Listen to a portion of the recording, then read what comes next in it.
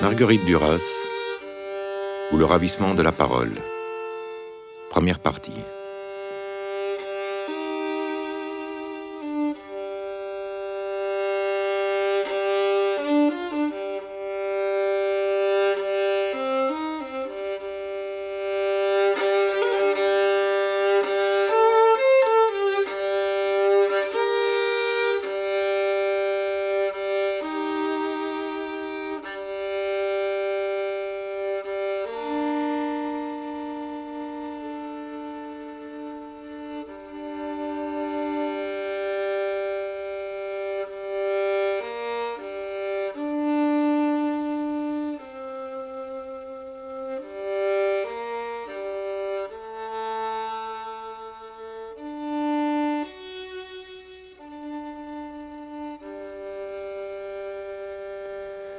Rue Saint-Benoît, janvier 1992. 25 ans. 27 ans. C'était Saint-Germain-des-Prés. On avait trouvé un appartement. Là. Rue Saint-Benoît. Dans le fonctionnariat colonialiste. Je disais colonial à ce moment-là. Oui. Et ma mère avait l'esprit très aventureux, elle a acheté des concessions qui étaient de très mauvaises concessions. Ce qui fait que mes premiers souvenirs sont liés à cette injustice effroyable qui avait été faite à ma mère lorsqu'elle avait acheté cette concession. Elle l'avait achetée avec 20 ans d'économie. C'était une femme du Nord, fille de fermier, et cet achat s'est avéré nul. C'était des lotissements, vous savez, des tas de terres qui étaient vers le Siam, enfin, c'est au nord-ouest de la plaine des Joncs. C'est déjà dans le Haut-Cambodge. Alors après cette ruine, j'avais 12 ans quand c'est arrivé. Notre famille a connu la misère noire et blanche. Blanc pauvre, c'était effroyable. Parce que vous aviez connu aussi la misère évidemment indigène. Ben, c'est-à-dire qu'à côté de celle-là, la nôtre n'était rien. C'est après que je l'ai su, ça. Cette comparaison-là, je l'ai faite plus tard. En classe, les enfants des postiers, des douaniers et des instituteurs étaient au dernier rang, à Saigon. Je vous parle, moi, de la honte d'être pauvre chez les Blancs. Dans les petits postes comme ça, il y a très peu de Blancs. Alors, du fait que les seuls enfants blancs... Ne pas me répondre. Le patron servit 2 coupes de champagne, but, la mère aussi, et alluma une cigarette. « Il n'y a que 15 jours qu'il travaille chez moi, dit-il. » Il avait des yeux coupables. La mère ne le vit pas. Entre une mère et son enfant, on se dit peu de choses. Excusez-moi, c'est simple curiosité de ma part, rien d'autre. Elle avait parlé tout bas et elle ne souriait plus. Ses yeux étaient à moitié morts déjà. La pitié traversa le cœur aigri du patron. « Je peux tout entendre sur mon fils, vous savez. » Le patron oublia les bracelets. « Je comprends, dit-il. Jacques est gentil, mais il n'est pas très sérieux. » La mère leva les bras dans un mouvement de défense. « Ce n'est pas ça que je vous demande, gémit-elle. » Il avança sa main, la posa sur l'or de la sienne. « Ça n'a pas de nom, ce que fait Jaco. » Elle enleva sa main, but du champagne, baissa les yeux. « Je vous remercie, monsieur, de m'avoir parlé. Tout et rien à la fois. » La mère écoutait d'une attention faussement lassée, sans pouvoir néanmoins consentir à regarder l'homme. Il accueille les clients, il danse, en somme des choses pas fatigantes.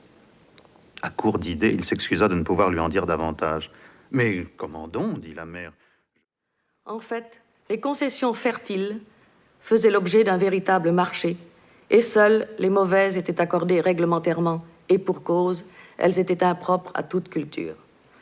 Et leurs concessionnaires, dans l'impossibilité de respecter les délais de mise en valeur fixés par la loi, s'envoyaient chasser.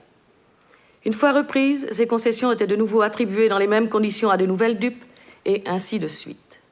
Précisons qu'elles étaient situées en général soit dans les forêts insalubres et inaccessibles de l'ouest de la colonie, soit dans les alluvions saumâtres, désolées et stériles du sud, régulièrement envahies par la mer. C'est le cas de celle qui sert de cadre à un barrage contre le Pacifique. Nous avons jugé qu'il s'était trouvé assez de victimes de cet état de choses pour justifier que l'on parle d'eux. L'histoire que vous allez entendre est, dans son contexte, rigoureusement vraie.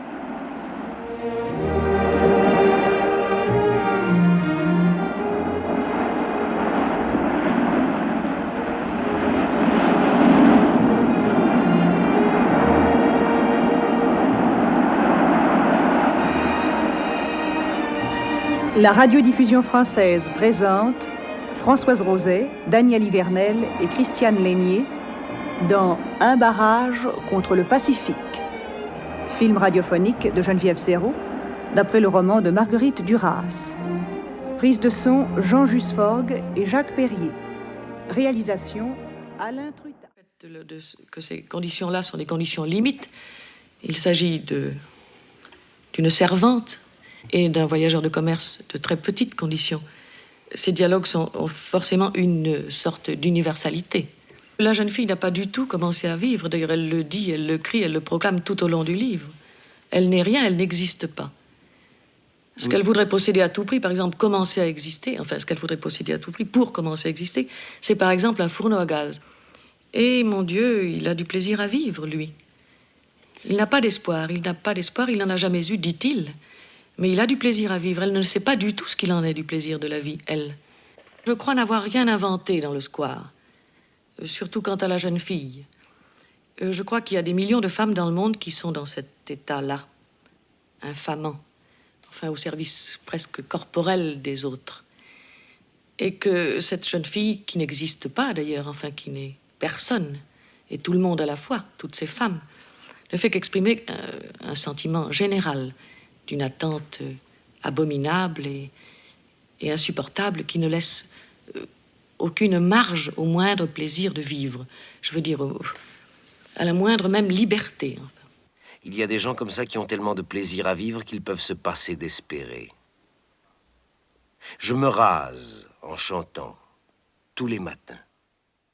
Que voulez-vous de plus? Madame Desbarèdes est incapable, même devant ses invités, de tenir dignement son rôle de maîtresse de maison. Elle abandonne sa réception et revient vers ce café de la Grand Place que Chauvin n'a pas quitté. Je vous attendais.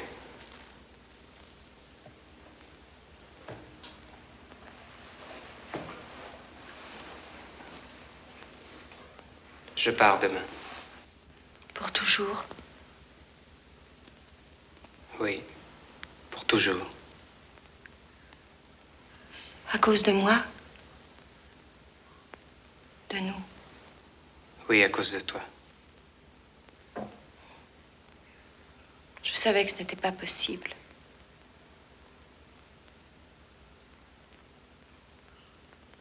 Je n'aurais pas cru que cela arriverait aussi vite. Si je restais, vous ne pourriez plus promener votre enfant dans la ville. Non. Je n'aurais pas pu continuer. Même les leçons de piano. Je crois que j'aurais dû accepter que quelqu'un d'autre y conduise mon enfant à ma place. Non. Quelle surveillance autour de moi, si vous saviez. Je sais. Je donne raison. Comme toi, j'ai désiré avoir une inconsolable mémoire. Une mémoire d'ombre et de pierre. J'ai lutté pour mon compte, de toutes mes forces, chaque jour, contre l'horreur de ne plus comprendre du tout le pourquoi de ce souvenir. Comme toi, j'ai oublié.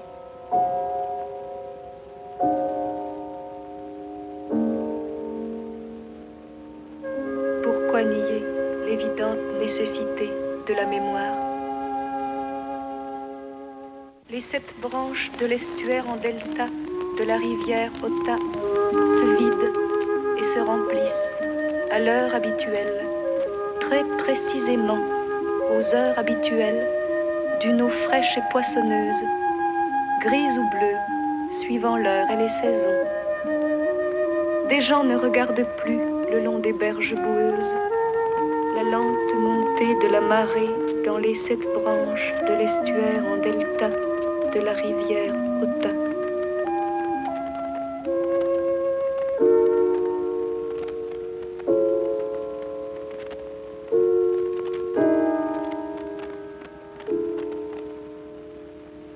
te rencontre, je me souviens de toi. Qui es-tu? Tu me tues, tu me fais du bien. Car j'ai rédigé des centaines de lettres. Mais la difficulté consistait à les expédier. Pour commencer, j'ai expédié les lettres si violemment qu'elles ont dépassé le but de très loin. Quelques-unes ont été ramassées au fin fond de la Russie. La semaine dernière, il s'en est fallu de peu que je ne réussisse. Je suis bel et bien arrivé à écrire sur l'enveloppe « Earl's Terrace, Kensington ».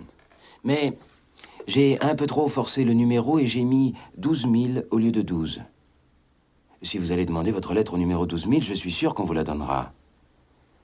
Ensuite, ma santé a été plutôt faible et j'ai expédié les lettres si doucement que l'une d'elles n'a pas dépassé l'autre bout de la pièce.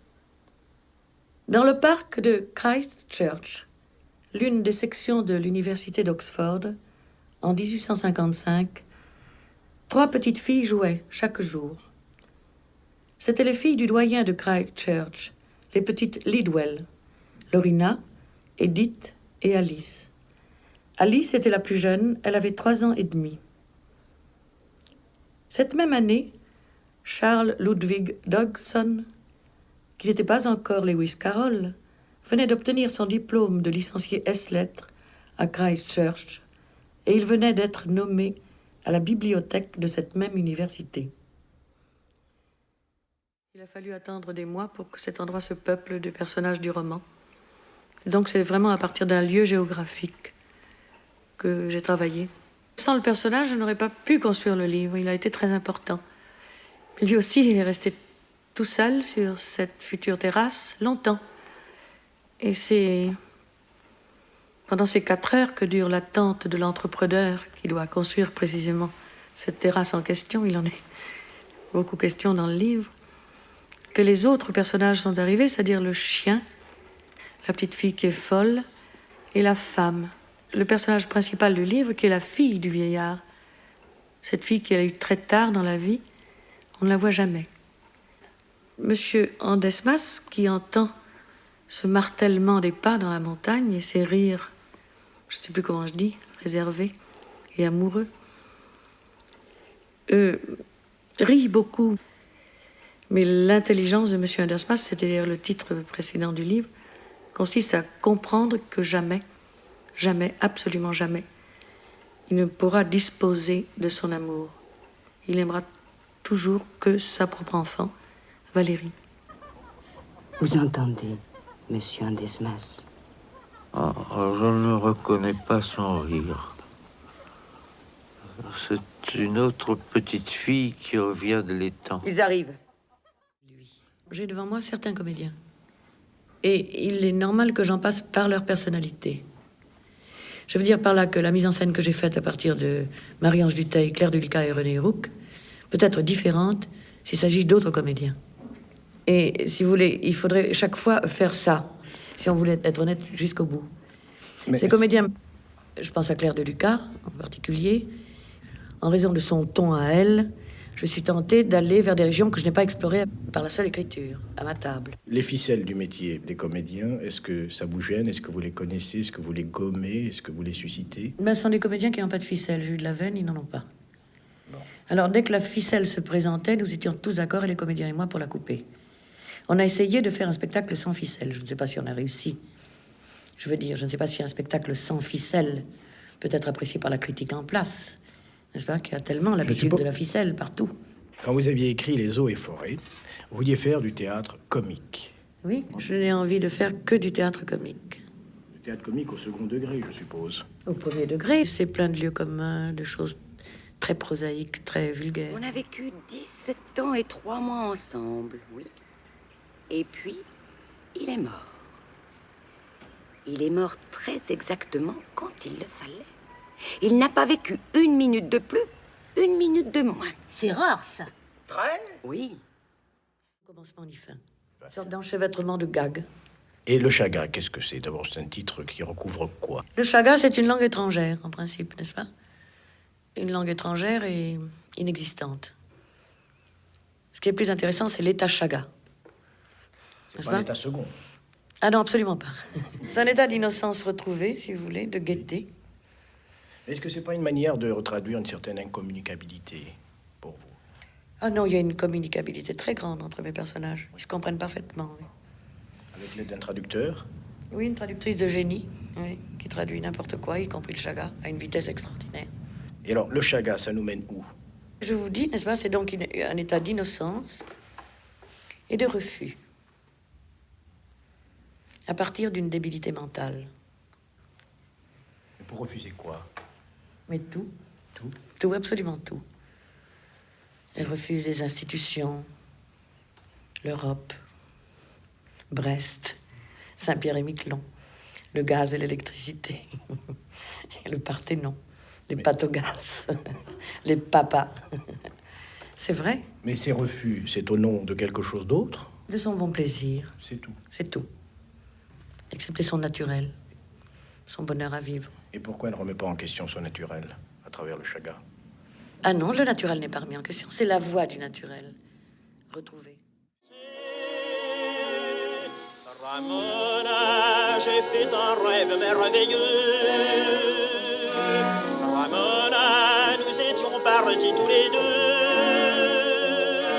Nous allions lentement, loin de tous les regards jaloux. Et jamais deux amants n'avaient connu de soir plus doux. Ramona, je pouvais alors me griser de tes yeux, de ton parfum, de tes baisers. Et je donnerai tout pour revivre un jour, Ramona, ce rêve d'amour.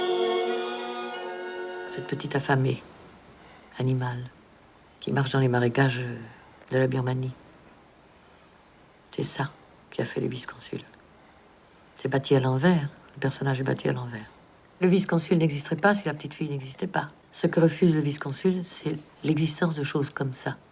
Il tire contre ça. Quand il tire contre les lépreux, il tire contre la petite. Il tire contre l'injustice même. Enfin, la vie. La vie. C'est une sorte de demi-fou, un peu, malgré tout. Non, Breton l'aurait reconnu comme son frère. Il y a une phrase de Breton dans le livre. Je vous la cite en gros, hein. Le crime de Viorne. Ce livre doit se faire seul, à partir de certains témoignages. Je vous ai fait venir pour vous interroger sur votre femme. Vous seriez libre de répondre ou non aux questions. J'accepte. Vous voulez bien dire qui vous êtes? Je m'appelle Pierre Lannes, j'ai 57 ans. Je suis originaire de Cahors. Vous êtes fonctionnaire au ministère des Finances. Vous habitez Viorne depuis 1949. Enfin, depuis 17 ans. Oui. À part 2 ans à Paris après notre mariage, nous sommes toujours restés ici. Vous vous êtes marié à Claire Bousquet à Cahors en 1947. Oui. Vous savez sans doute par l'instruction qu'elle dit avoir agi seul et que vous n'étiez au courant de rien. C'est la vérité. Vous avez tout appris en même temps que la police? Oui, j'ai tout appris lorsqu'elle a avoué au Café Le Balto le soir du 13 avril. Je voudrais que vous me répétiez ce qu'elle vous a dit pour justifier l'absence de sa cousine, Marie-Thérèse Bousquet. Elle m'a dit, tu sais, Marie-Thérèse est repartie pour Cahors très tôt ce matin. C'était vers 8 heures, quand je me suis levé. Vous l'avez cru? Je n'ai pas cru qu'elle disait toute la vérité, j'ai cru qu'elle en disait une partie. Je n'ai pas cru. Alors c'est pour à la ça. campagne, mais à Paris. À Paris, j'entends pas On des entend coqs. tranquillement. Moi, j'avais un coq devant chez moi. Dans tout un grand quartier de Paris, il n'y avait qu'un coq. À Saint-Germain-des-Prés. Il est resté 10 ans, ce coq. Et puis un jour, on l'a tué, on l'a mangé. Ah. Mais il réveillait 10 000 personnes. Donc, peut-être c'était lui qui faisait les réveils de tout. Oui, c'est ça. À l'école, on m'a appris une histoire d'un loir et d'un petit oiseau et son père, et puis un lézard. Je peux la réciter? Dors, mon petit loir, dors. Un petit loir qui dort, dîne et dort. Un petit loir qui dîne, dîne et dort. Voici l'hiver venu. Les petits rats tout nus nichent dans la farine. Dors, mon petit loir, dors. Un petit loir qui dort, dîne et dort. Un petit loir qui dîne, dîne et dort. Tu préfères rester un enfant, toi, ou devenir grand? Un enfant, j'aime mieux. C'est un enfant. Qu'est-ce que c'est la mort, d'après toi? La mort? Il y a des gens qui meurent pas. Surtout s'ils mangent bien, ils ne peuvent pas mourir. Quand on est très vieux, eh ben on meurt. Ah oui. La peau est toute vieille, toute sèche, alors on meurt. Vous n'avez pas changé. J'ai vieilli, je le sais bien. Je ne parlais pas de votre visage. De visage, oui, vous avez un peu changé. Comment? Le regard, je crois. Vous aviez un regard très doux. Et puis dès qu'on vous voyait, on savait à peu près à l'avance ce que vous alliez dire. Ça devait être très ennuyeux de savoir comme ça à l'avance. À la fin, dans les derniers mois, c'était très ennuyeux. On savait que vous alliez mentir. Il est tard. Non, restez. C'est extraordinaire qu'on puisse se parler comme ça. Vous vous souvenez des derniers mois? L'enfer. L'enfer, oui. À ce point-là, ça ne doit arriver qu'une fois par existence. Vous parlez de quoi? D'un enfer pareil. Je crois. Ou alors c'est que l'expérience, cette chose abominable, ça ne sert à rien. Oh. J'ai quand même pensé depuis. C'est qu'on n'a pas trouvé une autre manière de... D'échapper à la fatigue, par exemple? Oui. Je crois. Nous sommes restés combien de temps dans cet hôtel avant d'habiter la maison? La femme Susanna Andler, celle qui se cache sous la femme du monde, si vous voulez, est un peu... Enfin, il me semble que je m'en suis quand même un petit peu approchée, puisque des gens de la grande bourgeoisie s'y reconnaissent. C'est curieux. C'est une femme cachée, cachée derrière sa classe, cachée derrière sa fortune, derrière tout le convenu du sentiment et des idées reçues. C'est ça qui m'a intéressée. C'est qu'elle est terrée au fond de quelque chose, n'est-ce pas? Qu'il a vraiment fallu aller la chercher de très loin pour la faire revivre. Une fois nettoyée de tout ce que je viens de vous dire, elle est comme tout le monde. Simplement, elle est beaucoup plus exposée à la douleur, beaucoup plus exposée au désespoir et même, je pourrais dire, à la mort. On la croit protégée, elle est moins protégée que les autres. Elle ne pense rien, Susanna Andler. Mais j'ai essayé de la lâcher, de lui redonner une liberté. C'est pour ça que je l'ai fait. Elle est à Saint-Tropez, loin de chez elle, loin de l'argent, loin de ce mariage, de ses enfants, loin de ses amis. Et elle est avec un amant de fortune, comme ça, un amant de rencontre. Un petit gars qui se dit de gauche, mais qui en fait J'ai écrit avec sans mes habitudes, contre Duras. Contre Duras, oui, ne pouvant plus me supporter. Je crois qu'il faut risquer quelque chose. Vous savez, je suis dans l'obscurité. Je parle très mal de détruire parce que je ne sais pas ce que c'est. Je ne sais pas. À mesure que j'avançais, séquence par séquence, il me semblait que les choses s'éclairaient. Et quand le film a été fait, tout s'est refermé. La porte s'est refermée. Je n'y vois plus rien de nouveau. J'y vois très peu, c'est-à-dire. Le peu que j'y vois, c'est qu'il me semble que j'ai essayé de montrer un monde plus tard, peut-être. Peut-être après Freud, voyez-vous. Un monde qui aurait perdu le sommeil. C'est ce que je peux dire de ces gens-là, qui sont dans ce périmètre où le sommeil a disparu, en somme. J'ai eu un sommeil curieux pendant un certain temps. Et puis après détruire, j'ai recommencé, je crois, à rêver. Enfin, les nuits étaient plus transparentes. L'Olvestein, le vice-consul, et détruire. Et la menthe aussi. La menthe anglaise. Et ont ouvert pour moi une... Le bal reprend un peu de vie, frémit, s'accroche à Lol. Elle le réchauffe, le protège, le nourrit. Il grandit, sort de ses plis, s'étire. Un jour, il est prêt. Elle y entre. Elle y entre chaque jour. La lumière des après-midi de cet été-là, Lol ne la voit pas. Elle pénètre dans la lumière artificielle, prestigieuse, du bal de Tay Beach. Et dans cette enceinte largement ouverte à son seul regard, elle recommence le passé, elle l'ordonne. Sa véritable demeure, elle la range. Une vicieuse, dit Tatiana. Elle devait toujours penser à la même chose.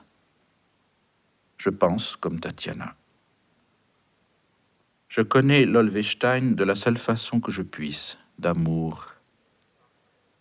C'est en raison de cette connaissance que je suis arrivé à croire ceci. Dans les multiples aspects du bal de Tay Beach, c'est la fin qui retient Lol. C'est l'instant précis de sa fin, quand l'aurore arrive. Oui. Elle attend. Où est-elle? Dans les caves de Stadt. Elle ne pleure plus. Elle regarde de nouveau les Juifs. Son regard est redevenu bleu. Sombre. Bleu. La forêt est dans la tête de David aussi. Elle examine ce sommeil. Dans la tête de David. Ils se taisent. Tu es dans la forêt. Tu es dans la tête de David. Loin. Tu vois quelque chose. Elle cherche longtemps. Je ne vois pas un autre David. Je vois le Juif. Les Juifs aussi sont dans la forêt. Un sanglot revient, bref, étouffé tout aussitôt. Ils le savent. Tandis que David... Tu le sais pour David. Elle se tait. Longtemps, elle regarde les murs nus de la maison du Juif. Elle dit... La forêt est dans la maison du Juif. Oui. Dans le corps du Juif. Elle bouge toujours avec le vent qui arrive de la porte ouverte. Mouvement lent, de houle, pernicieuse, d'esprit mort. Il arrive avec la nuit noire. Elle n'est pas venue, il est seul. Il entre dans le hall de son pas rapide. Il voit le voyageur assis sur un fauteuil le long du mur. Il dit « Je passais ». Il ajoute « Je ne viens jamais de ce côté-là ». Il se pose, il regarde. Brusquement, il voit le hall. Tout autour de lui, le hall. Il le regarde. Ses yeux brillent. L'obscurité est presque totale. Il regarde comme en plein jour, longuement. Il bouge. Il va vers le balcon, il se retourne, regarde encore, fixement. Revient encore. Passe encore devant le voyageur assis dans la pénombre, ne le voit plus, ne voit que le hall. Tout à coup, il s'immobilise au milieu de la piste, montre l'espace, décrit l'espace entre les fauteuils alignés et les piliers, demande « C'était ici ?» Il s'arrête. « Là ?»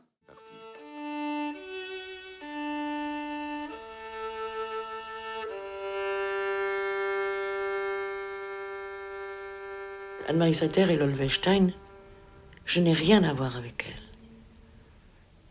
Rien. Ce sont des personnes qui ont leur vie, qui n'améliorent en rien la mienne, qui ne me font jamais rêver. Je ne rêve jamais à elles. Je tombe dans l'endroit où elles sont et je commence à écrire. Cet endroit est derrière moi, quelque part, mais il ne m'aide jamais à vivre. C'est mon enfer à moi. Si vous voulez, il est compensatoire, l'endroit des femmes, le lieu des femmes, le lieu quotidien du rêve des femmes. Ça, en moi, il ne compense rien, ce lieu. Mais ce lieu qu'on transporte, ce lieu noir, enfin, n'aide rien. C'est des mots terribles. Je ne sais pas, j'ai le sentiment qu'il faut être tellement prudent à cet endroit du langage. Mais peut-être que je ne suis pas un écrivain. Parce que c'est trop traumatique, c'est trop... Le jeune attaché avait dit, j'ai revu le vice-consul avant de partir. Il criait encore dans les rues. Il m'a demandé si j'allais aux îles. J'ai dit que non, que j'allais au Népal avec l'ambassadeur. Sur le mensonge du jeune attaché, était-elle d'accord? Elle n'a presque jamais rien dit sur l'homme de Lahore. La mer est mauvaise. Il y a eu un orage. À travers les arbres, le même horizon plat. Les îles sont alluviales. La boue du Gange. Où se trouve la résidence de France? De l'autre côté de l'hôtel, tournée vers le large. Elle avait voulu se baigner en arrivant. Oui. Il était tard et la mer était forte. Il était impossible de nager, mais seulement de recevoir la douche tiède des vagues. Elle s'est baignée avec lui. Ces grillages, partout dans la mer. Contre les requins du delta. Ah oui. Où est-elle? Que d'amour, ce bal, que de désir. Anne-Marie Streeter et le jeune attaché reviennent. Ils se dirigent vers la réception. L'homme de Lahore surgit. Il est bouleversé. Il vient vers elle, s'arrête, s'incline, blême. Le jeune attaché a un geste vers Anne-Marie Streeter comme pour l'empêcher d'accepter. Anne-Marie Streeter hésite, mais à peine, puis accepte de danser avec l'homme de Lahore. Le jeune attaché s'avance et les suit des yeux. Reflux des gens vers le parc. Ils regardent tous vers la réception.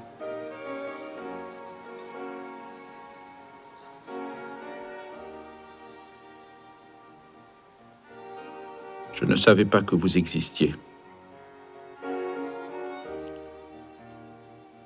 Calcutta est devenu pour moi une forme de l'espoir. J'aime Michael Richardson. Je ne suis pas libre de cet amour. Je le sais. Je vous aime ainsi, dans l'amour de Michael Richardson. Ça ne m'importe pas. Je parle faux. Vous entendez ma voix? Elle leur fait peur. Page 74 en haut. Ah oui, sèche, stridente. Comment tu vois la voix stridente? Impersonnelle. Fausse. Oui, à un moment donné, il dit, vous voyez, comme ma voix, comme je parle faux. Comme certains sons, tu sais. Oui. Le mille, par exemple, ça ne peut pas se supporter, tu vois, dans une salle de montage. Le mille, ce qu'on appelle le mille, son magnétique. Ah oui, oui. L'arpérage au mille, tu sais, c'est un son qu'on enregistre, hein, qui est fait pour accorder les bandes entre elles. Il y a quelque chose comme ça de... pas possible, quoi. Oui. Oui, aussi, il est difficile à trouver comme ça.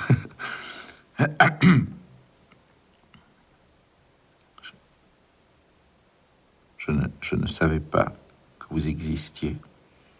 Essaie de casser la syntaxe complètement. Il n'y a plus de virgule, plus de point. Je ne savais pas que vous existiez. Calcutta est devenu pour moi une forme de l'espoir. J'aime Michael Richardson. Je ne suis pas libre de cet amour. Je le sais. Je vous aime ainsi dans l'amour de Michael Richardson, ça ne m'importe pas.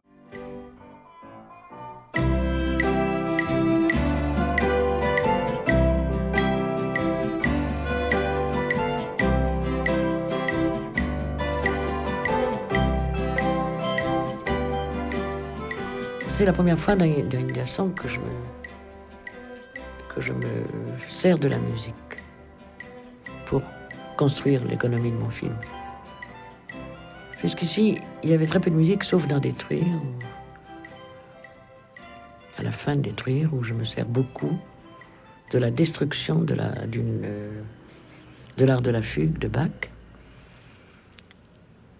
Oui, sauf dans Détruire, il n'y a jamais eu de musique dans mes films. J'ai toujours réagi contre ce qu'on appelle la musique d'accompagnement, qui me semble tout à fait haïssable, qui est une façon, comment dire, déshonorante de se servir de la musique.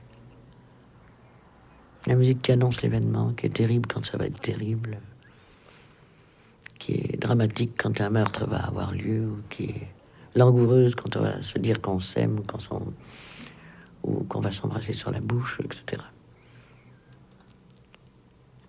Dans India Song, il y a 3 sortes de musique. Il y a une musique classique, tirée des variations de Beethoven qui sont à plusieurs niveaux de hauteur. Je l'appelle les voix enfouies. 1, les voix enfouies, 2. Et des voix perdues. Les voix perdues, on entend quelques mots qui surnagent. Et tu as les voix 1 et 2, qui sont les voix des jeunes femmes qui commentent la première partie du film,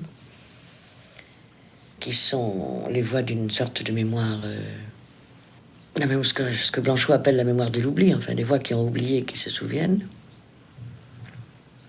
Et ensuite, tu as les voix 3 et 4. Je suis la voix 4 et Mascolo est la voix 3, que j'appellerai la voix des auteurs, la voix des moteurs de l'histoire. Le son, c'est magique. On a fait un panoramique, on a fait un travelling du Trianon Palace à Versailles, la semaine dernière avec Bruno Nutten, l'opérateur, qui, à mon avis, est le plus grand opérateur français actuellement. Bon, on a fait un travelling courbe, en auto, de la façade du Trianon Palace, avec les urnes qui défilent au premier plan, les bois derrière et les façades qui commencent à s'allumer au crépuscule.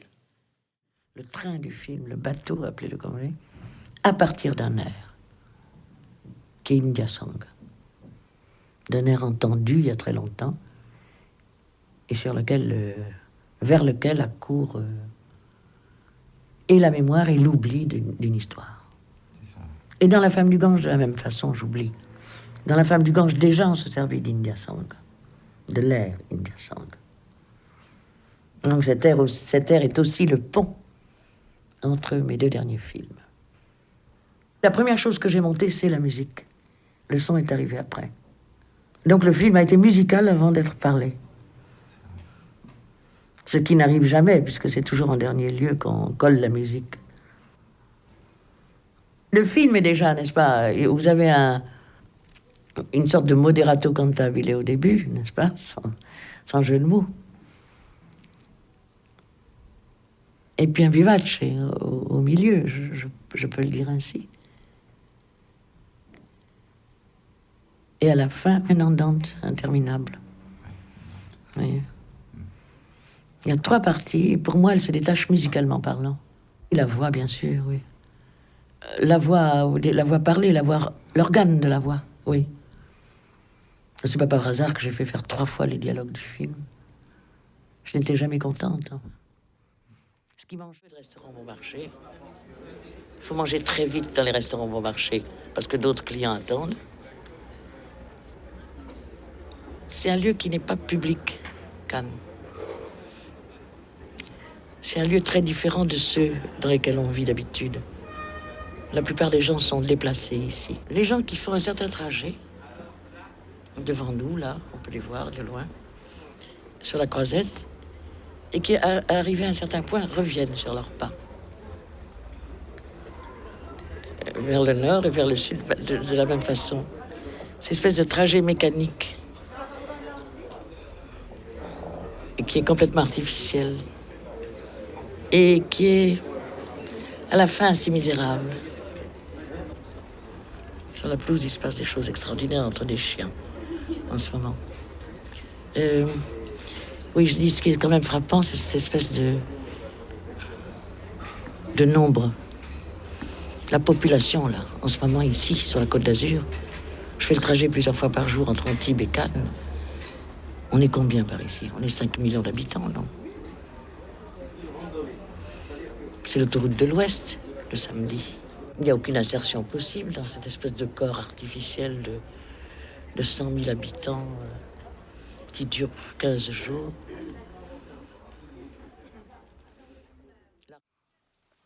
Au fond, au total, ça n'existe pas. Les réponses les plus erronées viennent de ces questions très générales. Vous savez, la connaissance, c'est une chose difficile, une chose qu'il faudrait revoir, hein, la connaissance de quelqu'un. C'est pas en me demandant qui êtes-vous que je répondrai, ou ce qui me fait écrire que je vous répondrai. Hein, vous savez ça.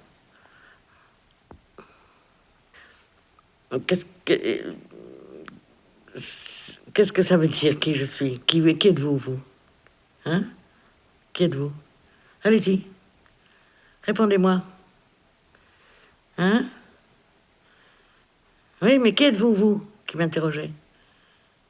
J'essaye de faire les choses que j'ai envie de faire. Vous voyez? Les gens ne savent pas ce qu'ils ont envie de faire, d'habitude. C'est ça. Bon, il y a quelque chose là, oui, à dire. Oh, tout le temps, on me parle de cette enfance qui était en Indochine, etc. Bon, bien sûr que ça joue, mais comme toutes les enfances, ni plus ni moins. Vous voyez?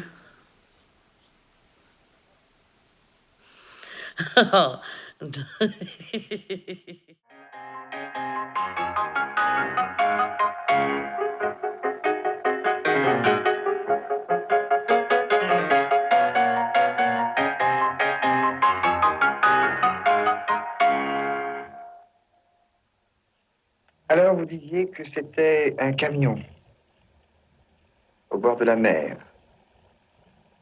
Oui, c'est ça. Une brume légère partout répandue. Oui, des terres. Oui. La route. Elle traverse un plateau nu. Oui. Et le camion passe. Oui. Hein? C'est ça. C'est ça. Il traverse le tout. La mer, on l'entend. Le bruit de la mer, loin. Forte. Terrible, oui. Terrible. Le vent. Personne ne peut résister au vent.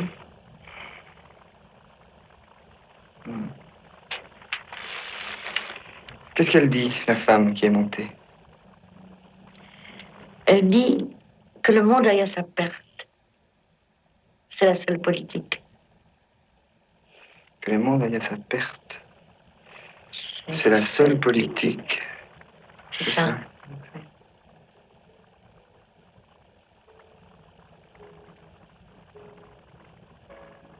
Elle dit quoi encore? On en fait sa propre lecture, elle ne l'est pas imposée du dehors. J'ai donné un ordre photographique indépendamment des textes. Je lui ai dit, voilà, telle photo, la première, la deuxième, la 15e, la 20e. Et Peu importe ce que ça précède, ce que ça suit, ce que ça illustre, ça ira toujours. Ça ira toujours puisque c'est à part, c'est en dehors de l'écrit. C'est un autre écrit, quoi.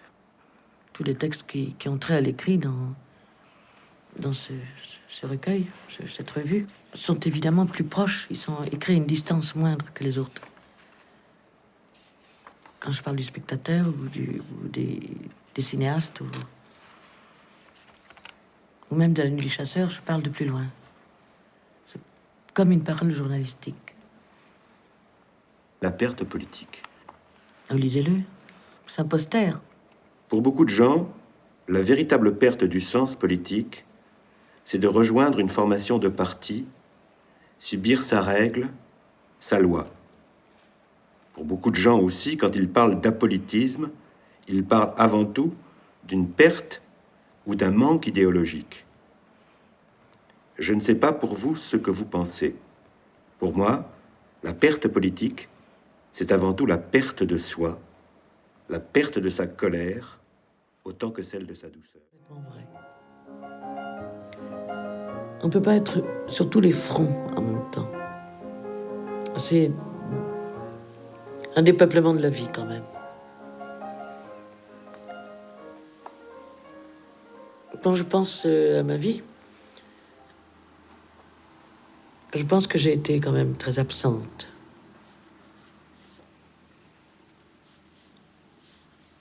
Sauf peut-être de l'amour de mon enfant. Absente, c'est comme ça, écrit tout le temps, c'est-à-dire c'est pas seulement quand on écrit. C'est un quant à soi qui est complètement impérieux, qui ne cesse jamais,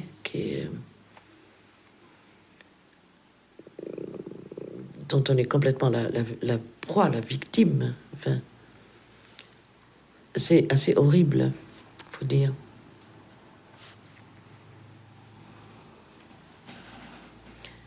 Après chaque livre, je me dis que c'est fini, que je ne peux plus vivre comme ça, dans cet aparté infernal.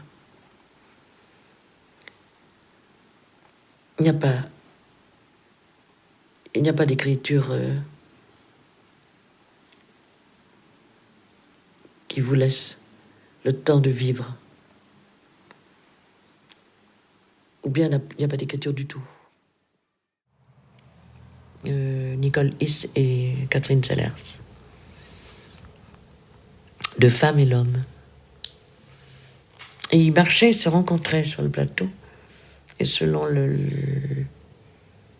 l'endroit où ils étaient du propos, les femmes se retournaient. Elles se montraient de dos, comme un petit peu dans une honte très ancienne. Une honte des premiers âges, si vous voulez, à parler de ça. Comme si cette honte leur venait, qu'elles se détournaient pour lire le texte. Il est là.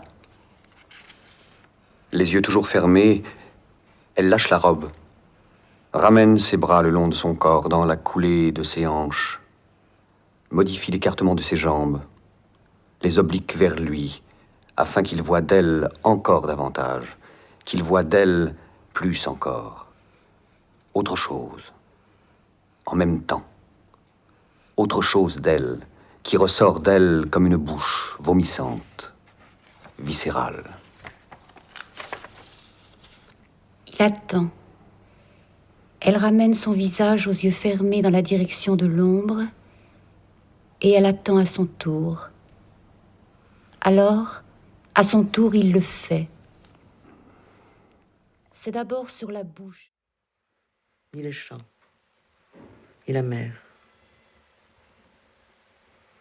La petite fille est à la fenêtre de la tour.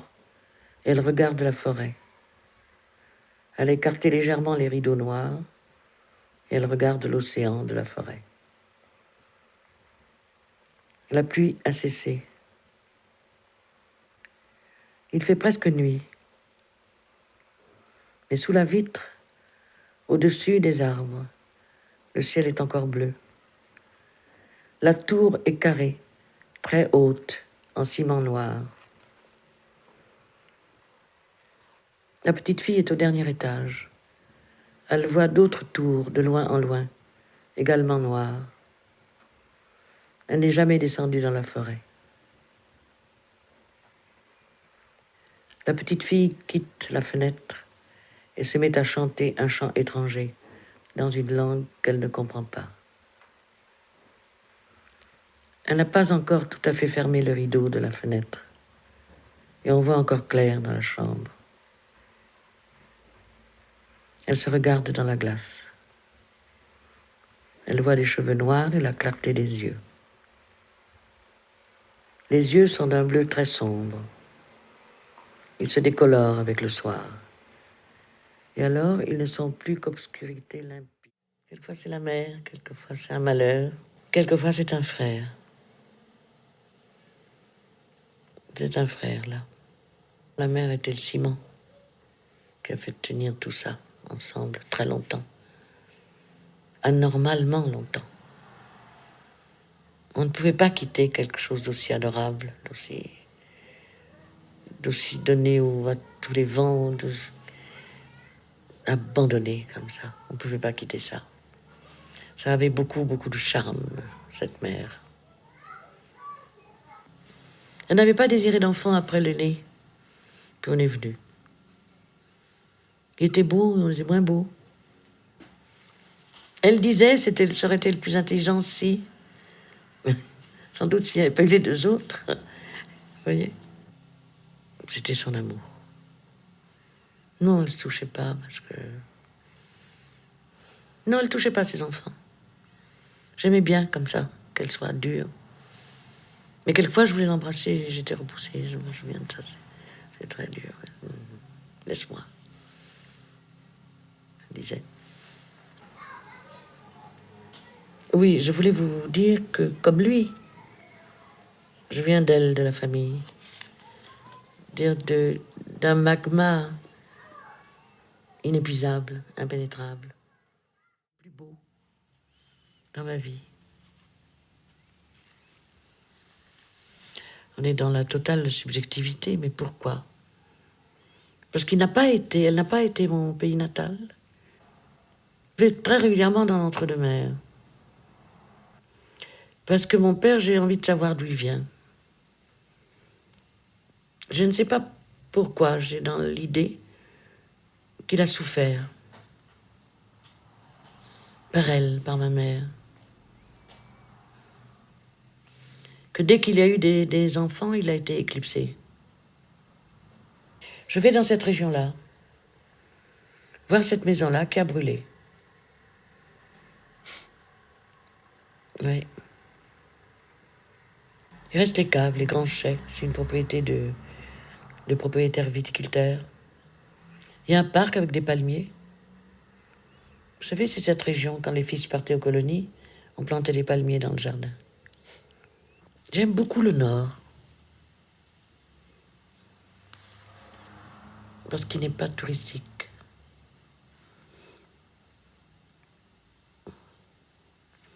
Le pays le plus beau, c'est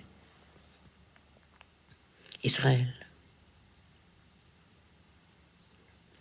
Parce qu'il n'y a pas un touriste. Rien. Il y a des juifs. À mourir, ça. Voilà, c'est illuminant, ça. Ce fou rire. On ne pouvait plus respirer. Moi, je cru que j'allais mourir de rire. De les voir tous les trois. Et puis j'en avais un aussi. J'ai beaucoup de passoires. Celle cassée, on prenait aussi. Mais Yann est inoubliable en passoire. Mon fils en a fait un poster. Il l'a agrandi. Ces photos-là, oui, j'aime ça. J'aime beaucoup, beaucoup rire. Je ris en général aux histoires très bêtes. Et je les aime comme ça.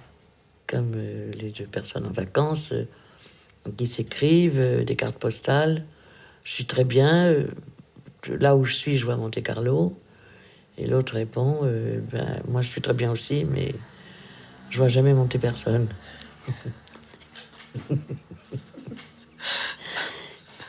L'histoire de mon fils me faisait rire aux larmes aussi quand il était petit. Et je participais à leur jeu. Ils avaient refait une affiche sur l'alcoolisme. Il y avait un enfant qui suppliait son père de ne pas boire. Et il disait, papa, ne bois pas, pense à moi. Et mon fils et son copain avaient ajouté. J'ai parlé avec quelqu'un que j'aime beaucoup cet été, qui boit de façon moins régulière que moi, et qui m'a dit ça, l'absence de Dieu, c'est la cause.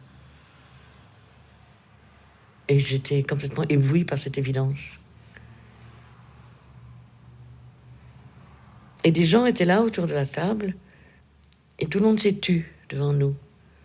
Au lieu de nous combattre, tout le monde a cru ce qu'on disait, c'est-à-dire tout le monde s'est mis à croire des alcooliques. C'était bien. Mais c'est sûr que l'alcool mène à la mort. Ça, cette fois-ci, je l'ai senti tangiblement. Je ne pouvais plus écrire, par exemple. La main ne tenait plus la ligne droite. Et comment avez-vous commencé à boire? À cause d'un homme. Qui buvait lui-même? D'un amant. Oui. C'est curieux, mais il me semble que c'est ma mère, à l'origine de tout, qui m'a dit « Tu es trop maigre, on ne peut pas être maigre comme ça. Tu vas commencer à boire un peu de bière, complètement, depuis le commencement des temps.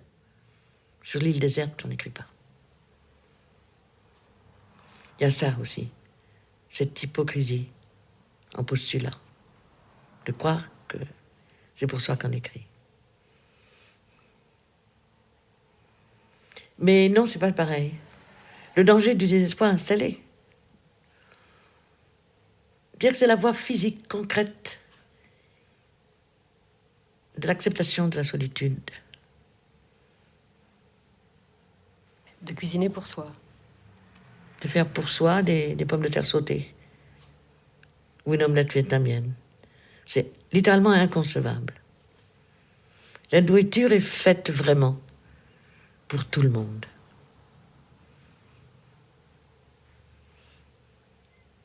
C'est comme la vie. Elle est vraiment faite pour tous. Pas la littérature. On dit toujours, s'il n'y a pas de sel, il n'y a rien. Moi, ça prend des formes extrêmes. S'il n'y a pas de citron, il n'y a rien. S'il n'y a pas de thé, s'il n'y a pas de Earl Grey, il n'y a rien. À la rigueur, il pourrait ne pas y avoir de pain. Mais s'il n'y a pas de pommes, alors il n'y a rien du tout, par exemple. Rien du tout. S'il n'y a pas de sauce indo-chinoise, je m'en vais, je quitte là-dedans. En moi, dès que j'entends de la musique, se montre et je pleure et c'est impossible. Voilà. On ne peut pas. C'est à ce signe-là que je sais que j'ai quand même vécu beaucoup et que j'ai sans doute manqué de confident, d'exutoire, vous voyez. C'est à ce signe-là. Ouais. À l'émotion intenable. Pour moi, c'est la plus haute instance j'allais dire, de la pensée. À son stade non formulé. À son stade presque millénaire, archaïque.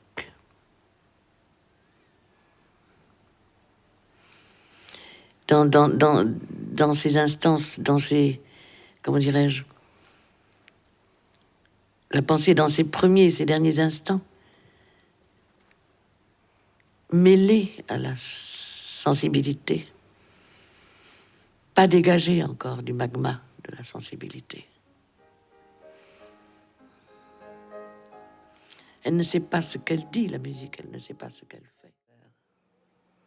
Elle dit que c'est de la surprise, pas de la peur. Il se sourit. Il dit, je n'ai pas l'habitude de vous. Il est fardé. Il est en noir. Dans les yeux, avec le sourire mêlé, il y a la tristesse désespérée, les larmes de la soirée d'été. Elle ne demande rien. Il dit « Je ne peux pas toucher votre corps. Je ne peux rien vous dire d'autre. Je ne peux pas. C'est plus fort que moi, que ma volonté. » Elle dit qu'elle est dans le désir de cet homme aux yeux bleus dont elle lui a parlé dans ce café, rivée au désir de lui seul, que ça ne fait rien. Je ne sais pas les choses avant de les écrire. On écrit bien des bouts de papier avec les courses à faire, les choses auxquelles penser. Moi, je fais des livres aussi. J'écris aussi des bouts de papier, mais je fais aussi des livres. Quand c'est trop obscur pour moi de déchiffrer ce qui m'arrive à moi même, je fais un livre. Comment ferais, je saurais si c'est mensonge ou vérité. Tellement elle m'est chère. Je crois que c'est le personnage le plus important de toute mon œuvre, mon monsieur, quelle horreur, de tous mes livres. Avec Lolvestein et peut-être Anne-Marie Streeter. Encore qu'elle est plus jeune, elle est plus instinctive. Non, peut-être qu'elle est plus importante encore. Pour cette période de ma vie que je traverse, elle est beaucoup plus importante. Elle écrit des poèmes parce que elle est assez innocente, assez inculte. Inculte, enfin, elle a lu, étant enfant, à partir de son père, des conseils de son père. Elle a lu beaucoup. Et puis elle s'est arrêtée de lire. Parce que son mari ne lit pas. Elle ne sait pas avec qui elle écrit lorsqu'elle écrit. Quelle est cette personne qui écrit en elle? Elle est complètement innocente. Ça peut arriver. Ça n'arrive qu'avec la poésie. Il faut être adorable pour aimer dans ces conditions. Dans les conditions du jeune gardien. Il aime son corps comme il aime le livre.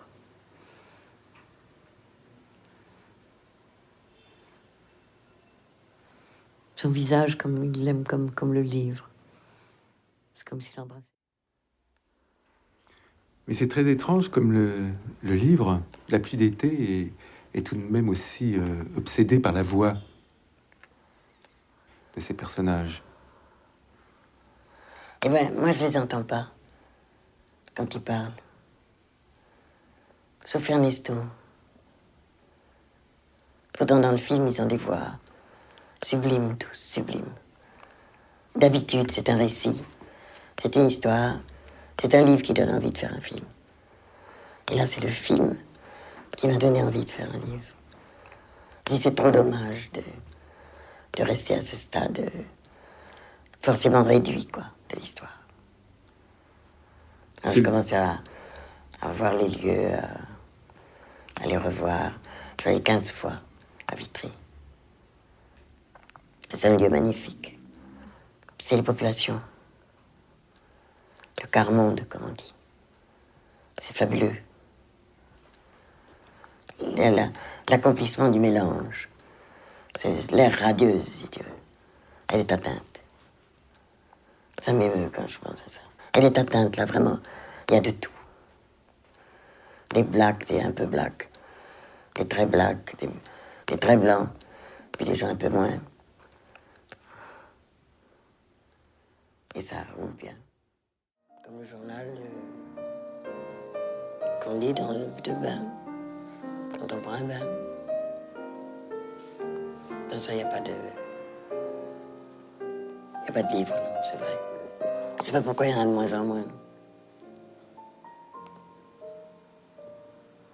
Il y a des gens qui sont désertés par la musique.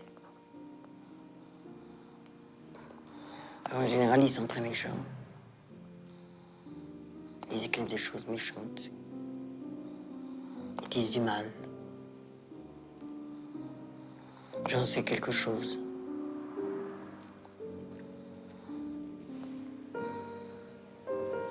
Mais c'est difficile de tuer un écrivain. C'est résistant.